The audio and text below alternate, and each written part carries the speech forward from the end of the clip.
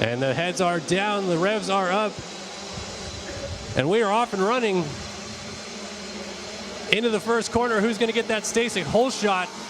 As they come flying through, it looks like it's going to be the 68 or the 66 machine, I should say, of Eli Herrick grabbing the hole shot, trying to lead him into that second turn complex. But it actually looks like down the inside is going to be the 78 machine, maybe? Yeah, that's like that is, no, excuse me, the 28 machine. That is going to be Seth Chemnitz moving into the race lead as we head into the 10 Commandments on the first lap here. As you can see, the sea of 65s making their way through the 10.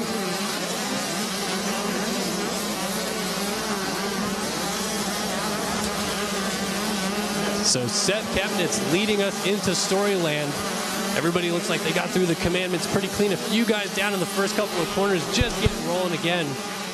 Oh, through into Storyland they go. We actually have one rider down, hung up just after the Commandments. Yellow flag's waving, but he is all okay and moving again. So Seth Chemnitz trying to lead us through this back section into the main part of the racetrack again. And a little bit of a battle starting to brew for the 2 spot. Really 2, 3, 4, 5 still nose to tail battling as we head into this beach sand sweeper.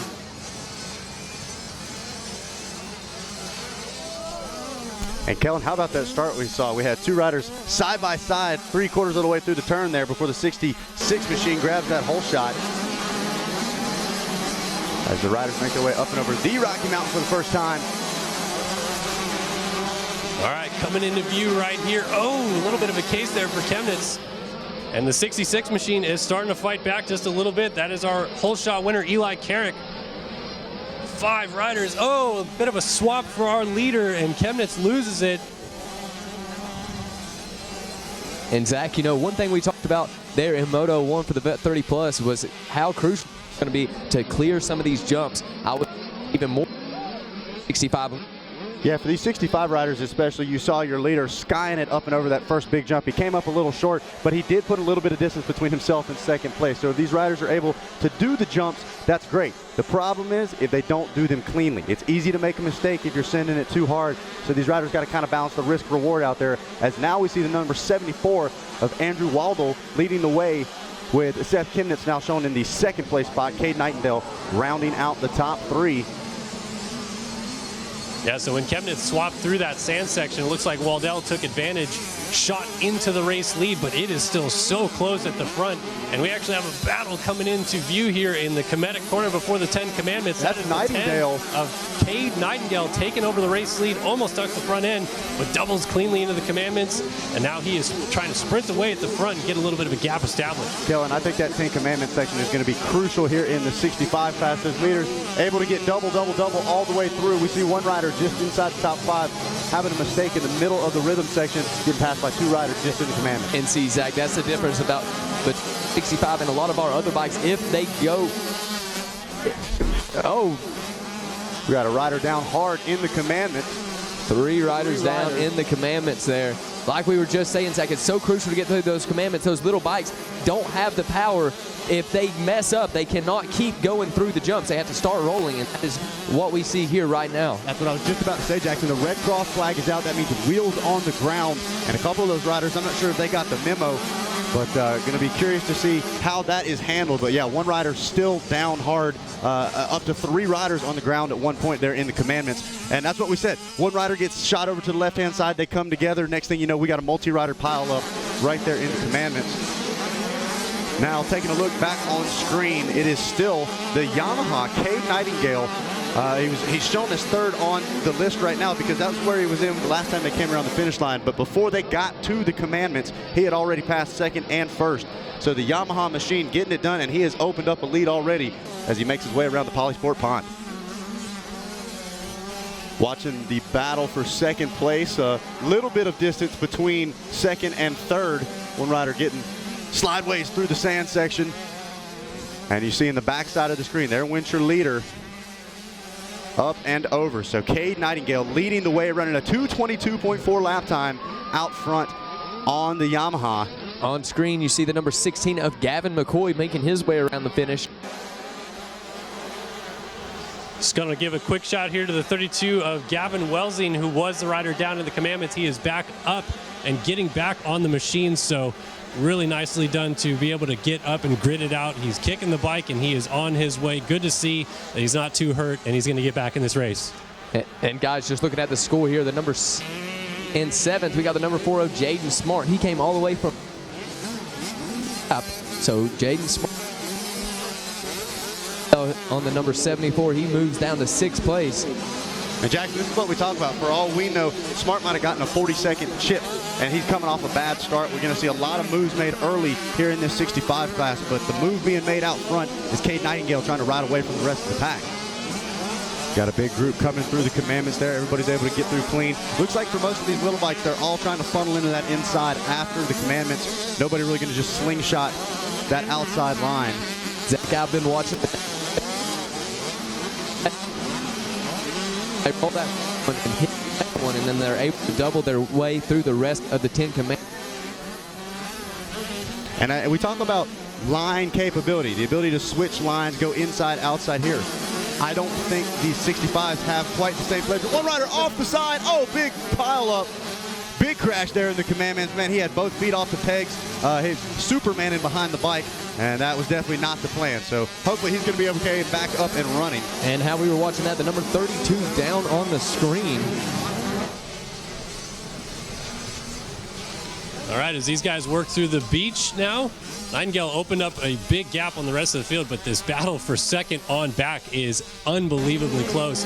Chemnitz just ahead of McCoy. Hinson right up there as well on that 49 machine.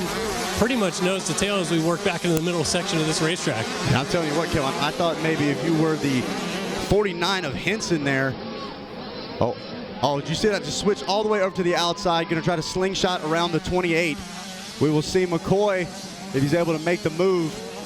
And you see how much this sand is tossing these 65s around. Look at that. Many different lines being used throughout that corner as Chemnitz still just holds a narrow advantage over McCoy as we cross the line again onto this next lap of the race, and it is still just nose to tail between these guys. Nightingale's opened this up to a 14-second lead, but look at this absolute freight train of riders now coming down to the mechanics area. 5 riders in one corner. That is insane. All of them taking different lines. And I'm impressed right now with the number 28. He is feeling all that pressure. You know he can hear those bikes behind him, and he is not cracking right now. The 28, he wants that number 2 spot. He wants to chase down the number 10. So we're able to look out the window. He is making his way through the commandments, opened up a nice, healthy lead. But the battle on track right now is the 5-rider brawl going on for second place. Seth Chemnitz got the position right now with Gavin McCoy hot on his heels.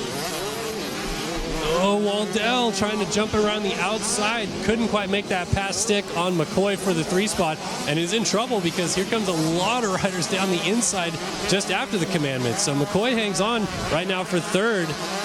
And it looks as though the 74 machine of Waldell was able to stay in 4th just ahead there of Verhoeven. Yeah, I'm pretty sure Waldell was able to close the door.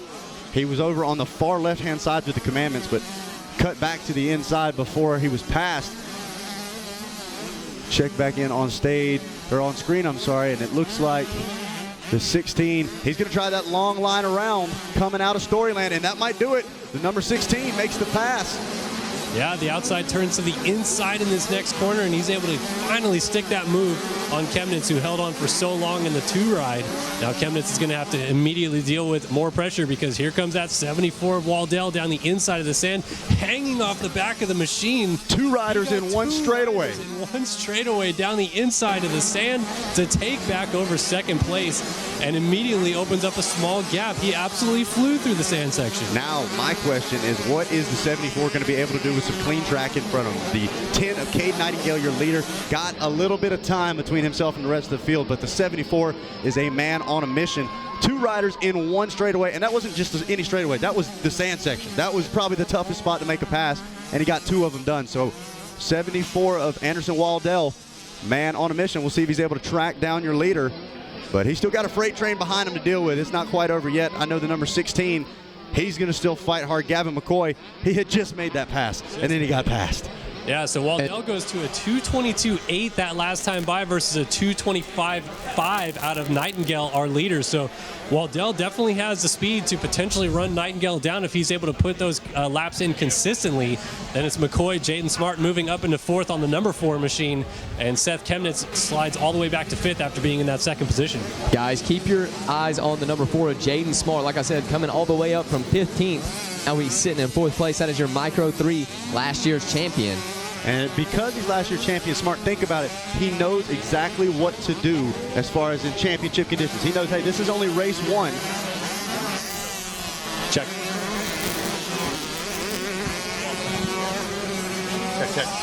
Check. Doing a little bit of microphone check here. Make sure everybody on site as well as here on Racer TV is able to hear the action. Check 1, check 2. Check. Check 1, check 2.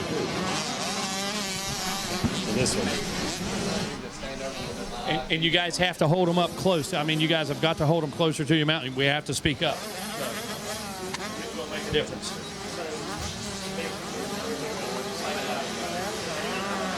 So back to this action here, still watching. This looks like our battle for 3rd. Or actually, no, it is 2nd still. So Waldell just there in front of McCoy.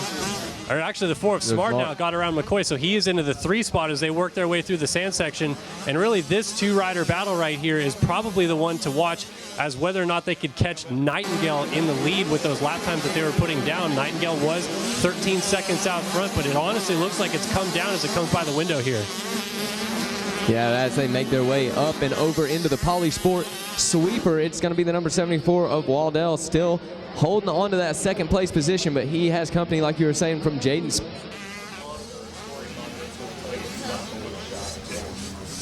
So through the sand section they go into this final turn, and you can see Smart has definitely tightened the gap up on Waldell. So the 74 is feeling the pressure from the 4 as we cross the finish line jump. Oh, look at tripling to the outside, going to try this inside line over the tunnel, jumping out into the first turn complex. Will he get that pass done? He shuts the door and does move into 2nd place. Jaden Smart on the 4, moving up into 2nd and does a 2:18.1 last time by. That is 7 seconds faster than our leader, Cade Nightingale.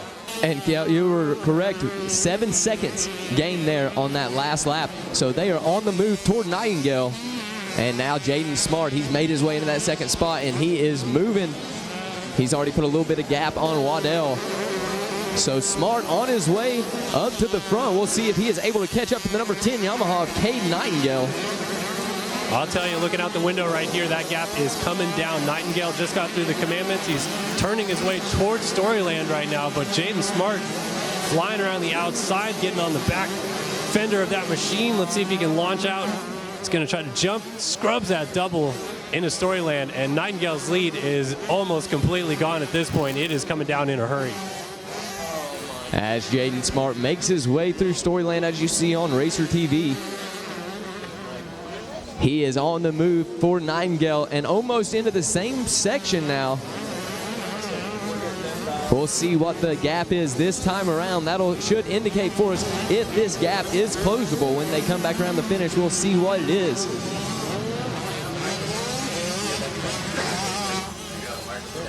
As we see the number 74 on screen, that's Anderson Waddell making his way up and over to the Rocky Mountain. That Waddell, I feel like, has caught Nightingale just a little bit. It just so happens that Jaden Smart is catching Nightingale a lot of it and has been able to stretch away from Waddell as he's going after our race leader, and they're working their way around Polysport Pond right now. And this battle for the lead is absolutely about to start brewing. We're going to get a lap time look this time by, take a look and see. No 2-lap board yet or anything like that. So we still have a good race coming up on our hands between Cade Nightingale and Jaden Smart for the race lead. All right, folks, as they make their way around, and look at that. We've been able to drop about 3 seconds there on Nightingale from Smart. So now only 4.7 seconds separating them as they make their way around the finish. It is still anybody's race here in this 65cc 7-9 Limited.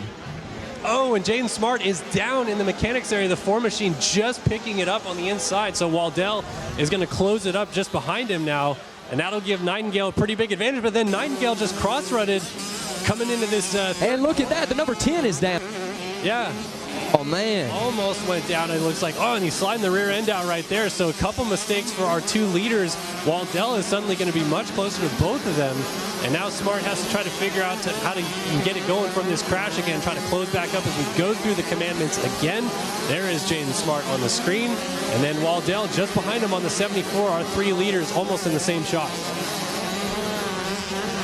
And it doesn't appear that they lost too much ground there. For one bobble was another bobble from Nightingale. So Smart going down, but Nightingale having a little bobble, giving them that room back up. All right, working in the Storyland now. Jaden Smart on that inside line. You can see these guys really having to work those 65cc machines through these deep ruts. Look at how deep some of those inside lines are. And that is so impressive, Kellen. I mean, they're basically dragging their boots almost every single rut that they're going through right now with how deep some of these lines have already got early in the day here at Loretta Lynn's. Outside line, little lap traffic, but Jaden Smart able to work his way through. Look at that little whip from Smart there. That's a sign of someone who's feeling good. Yeah, They throw a little feeling whip out confident. Like that, feeling the confidence, pushing the envelope, trying to catch that gap down to Kate Nightingale, our leader. But Nightingale's done a pretty good job of picking it up after his little bobble and has kind of just kept it at this gap that looks to be about 5 or 6 seconds between the two of them. And you know, one thing to note is they didn't let the bobbles bother them. They pushed the reset button, and here we are back where we were, going at it, racing here at Loretta Lynn's. Man, look at Waldell. He is tightening up the gap on Jaden Smart again. So Smart not out of the water in this battle with Anderson Waldell. So our front three riders really putting on a show right here. They put about 13 seconds on Gavin McCoy, who still sits in fourth. And Smart launching that triple just after the finish line. He is doing everything he can to close the gap down. But Nightingale, after all those mistakes have settled, now has an 8-second advantage. 2:27 last time by for Jaden Smart with that crash, and a 2:24 for Nightingale, our leader, with that bobble.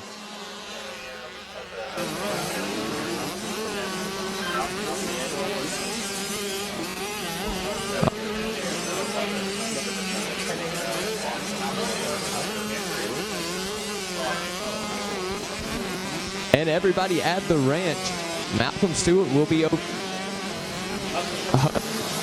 at. So once again, there at 10 o'clock, if you want to see him, go and do that.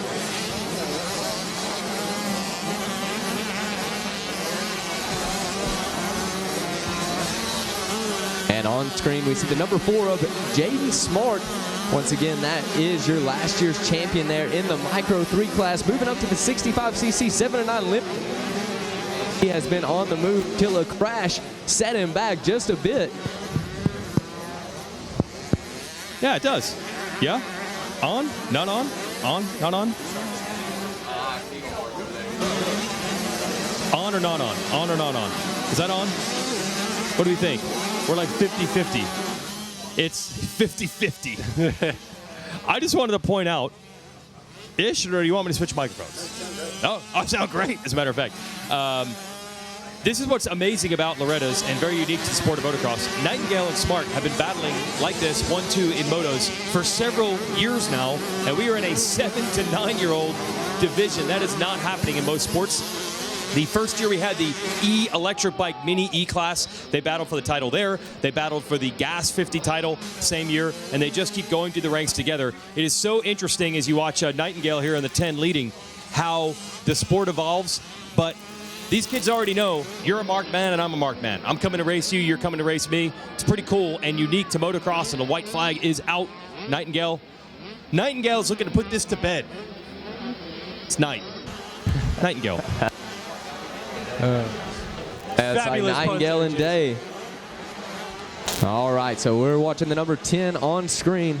Like we were saying, that is Nightingale on the Yamaha as he makes his way around the starting stretch here. Yeah, he's put about 7 seconds on Smart, so this lap is more or less a cruise lap if he can. He's still got some lap traffic to work around as he works through these first couple of corners.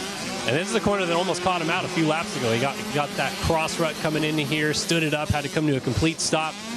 And if Jaden Smart hadn't already crashed, Smart might have been right on him for that race lead. But now Cade Nightingale working through the commandments one last time here on the final lap. You can see Jaden Smart just entering the commandments in the background. But that gap is pretty steady there at that 7 seconds. And Nightingale's just got to try to finish this lap off, and he'll get this win. To give you a little rundown of the top 10, the number 10 of Nightingale is out front. The number 4 of Smart is sitting in second. The 74 of Waddell is in third. Chemnitz is sitting in fourth on the number 28 machine. Then in fifth, we have the 49 of Henson. McCoy on the 16 Cobra is sitting in sixth. Sonnenberg on the number 60 in seventh. In eighth, we've got the number 99 of Baker. The 44 of Thrasher sitting in ninth. And to round out the top 10 is the 26 of Verhoeven. As we still see Nightingale on the screen, that is making his way through the sand one more time up to the Rocky Mountain.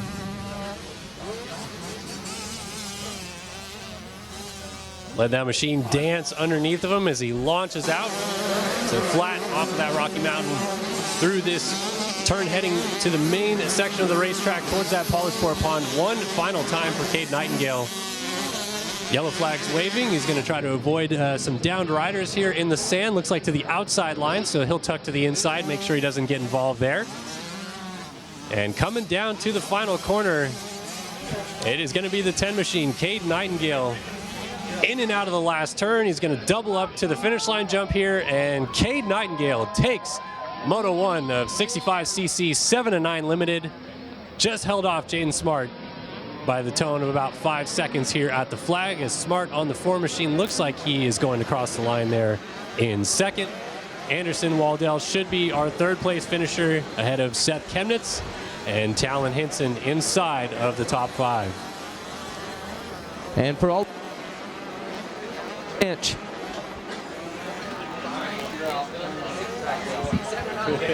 You've done full. Senior 40 plus, followed by mini senior 2.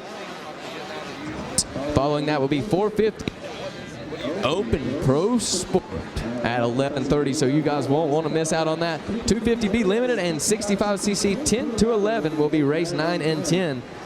Once again, at the completion of race number 5, race number 6, Senior 40 plus about to hit the track. It's all good. No, it's all good. On that building in 2020, COVID, yeah, baby. COVID running into it. Zero precautions taken whatsoever.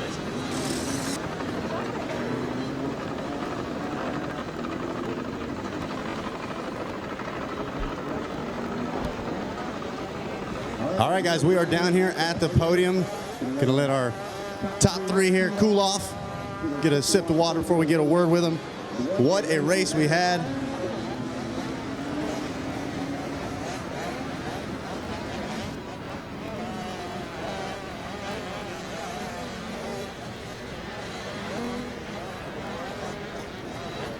So we're gonna get our first Moto winner up here first. Doing a little team breakdown right now.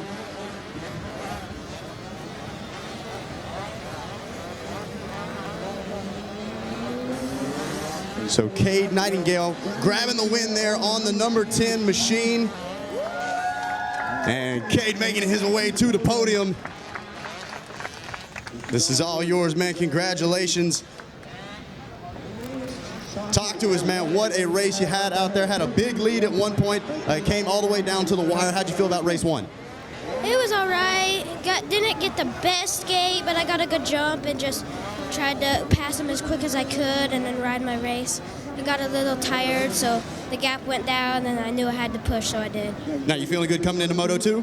Yes, sir. You got a lot of people backing you up, man. Who do you want to thank for taking you out here? My mom, my dad, NSA Yamaha, Blue Crew, Dunlop, Rob Fox, Danny, Donnie, Ed, Cole, Jake, 100%, Moose Racing, ODI, SKDA, Bell, and that's all. There you go, man. Get in front of that bike. Hold that thing up high. Put your hands together. Your first Moto winner, Cade Nightingale, getting the job done.